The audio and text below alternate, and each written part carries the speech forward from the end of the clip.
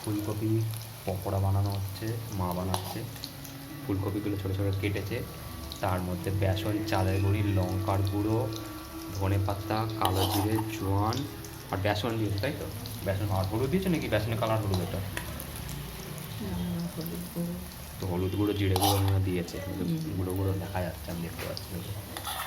ভাজা হচ্ছে, একবার ভাজা হচ্ছে, পুরোটা দেওয়া হচ্ছে। আর এই যে আর একবার ভেজে নিয়েছে গোটা গোটা, গাগুলো পোড়া পোড়া হয়ে গেছে, কুড়কুড়ে হয়ে গেছে। এই তো অবস্থা।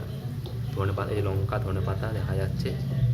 ধনে পাতাগুলো এই বেসন আর ময়দার ভেতরে রয়েছে, সেই জন্যে গোটা রয়েছে, না তো পুরো কালো হয়ে যেত। এই যে ভাজা হচ্ছে, তেলটা, গ্যাসটা বাড়ানো রয়েছে, মিডিয়াম, প্রায় প্রায় ভর্তির কাছাকাছি রয়েছে।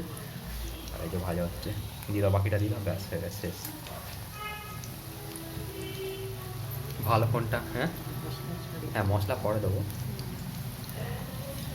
আজকে কী বলে, ভালো ফোনটা নেই বলে আজকে বুদবুদি দেখা যাচ্ছে না, তো ভালো করে আসছে না।